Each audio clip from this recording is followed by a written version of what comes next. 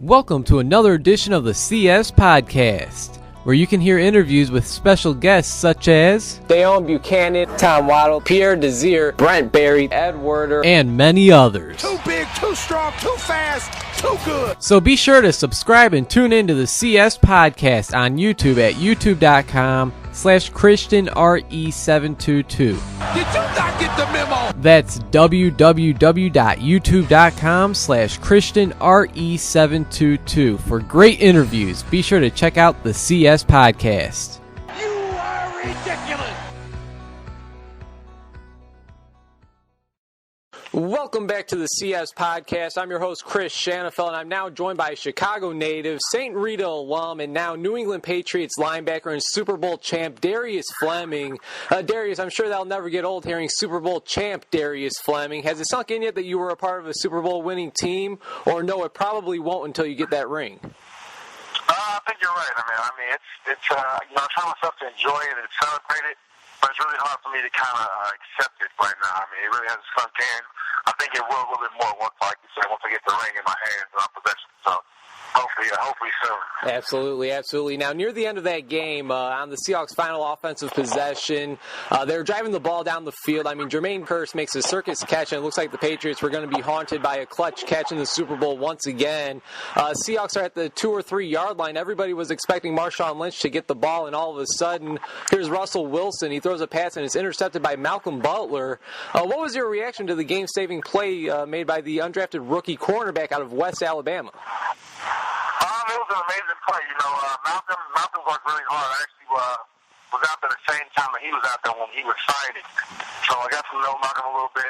And throughout camp, I mean, Malcolm did nothing but great things and kind of opened up everybody's eyes to, what he was able to do and his capabilities. So that to make this type of play, it doesn't shock me.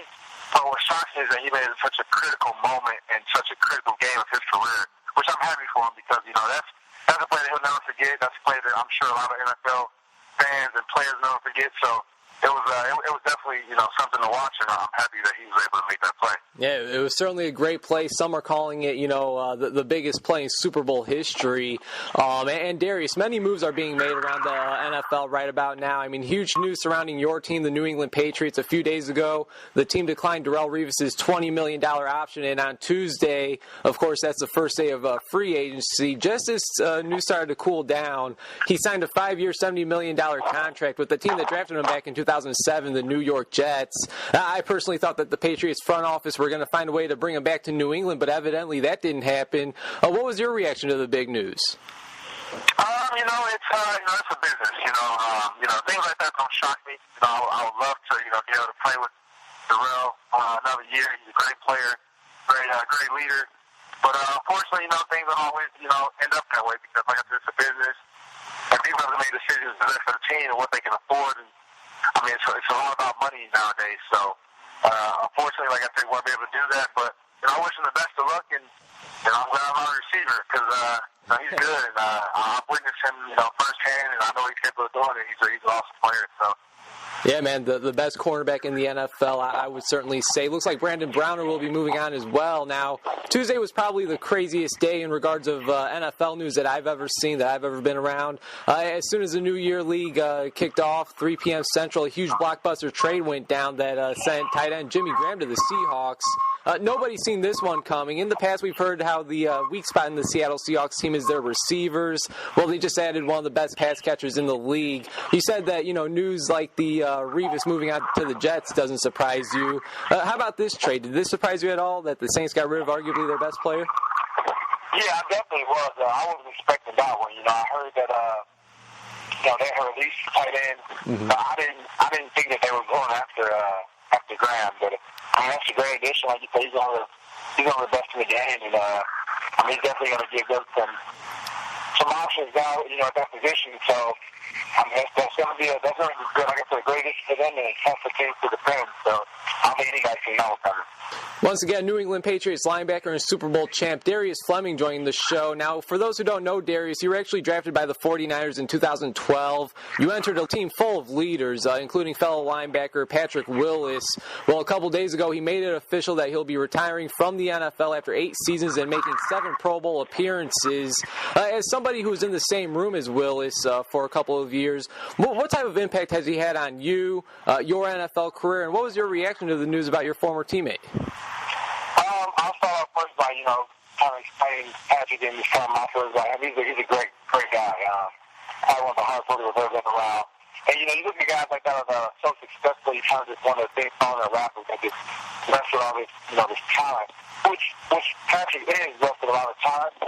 He works so hard for it. I mean, he's one of those guys that, it's easy to see why he's so successful because of his work ethic and things that he puts forward for his game. And, he's like when he said in his press conference that he put everything he had in his game on. I truly believe that he did that. And I think it helped a lot of guys in that room. Those guys that stepped up and ball ones down and he was down. I think that's because of what they've shown in that room and they've instilled in that room. And it kind of makes everybody in the room want to work a little bit harder.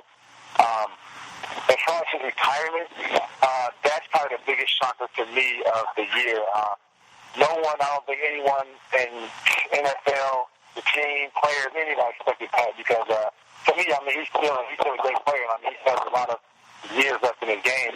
But, I'm glad that he's able to, he's mature enough to make that decision at this time of his life that he does the right thing. Because, like you said, you want to walk away from this game. You don't walk away from this game.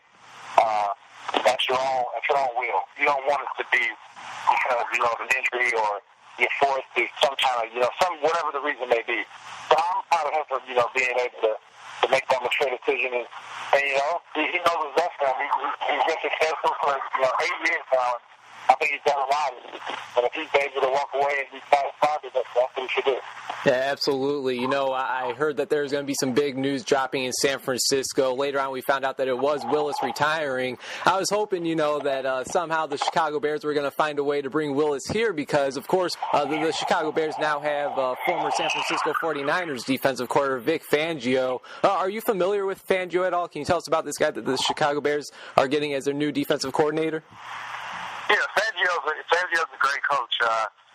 You look at his success that he's had in San Francisco. So, his resume speaks for himself. But to speak more about him, he's a great coach.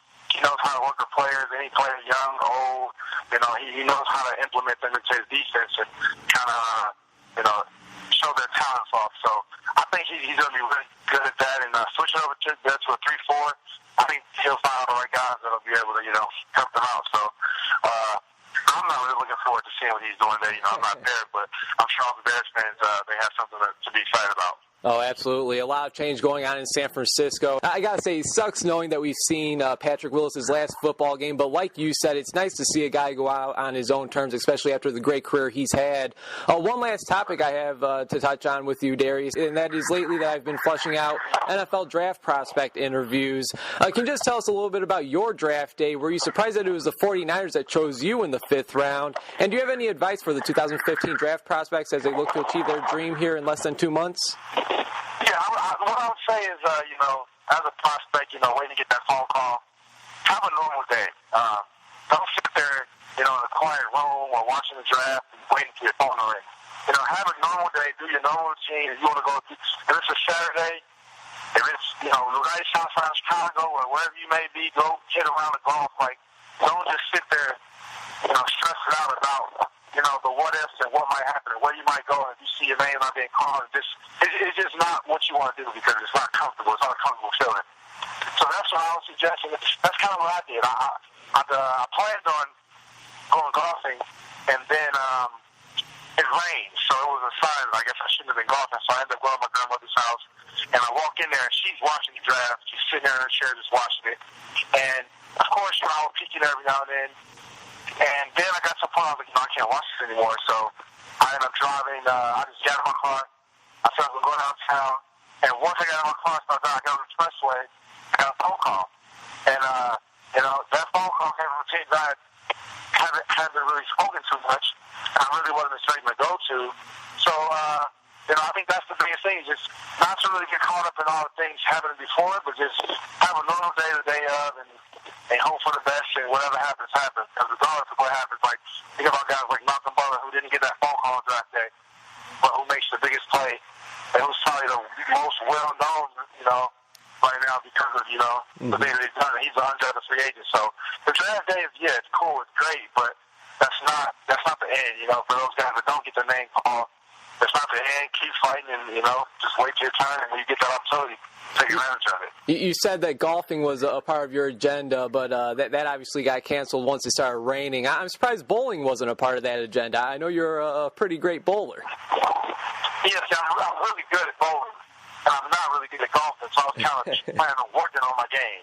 Hey, there you go. Well, I got to say, Darius, I really do appreciate you taking some time out of your schedule to chat. Congratulations again on winning Super Bowl 49. Got to say, the city of Chicago is definitely proud of you, man. Best of luck and take care, all right? Thanks a lot, buddy. You too.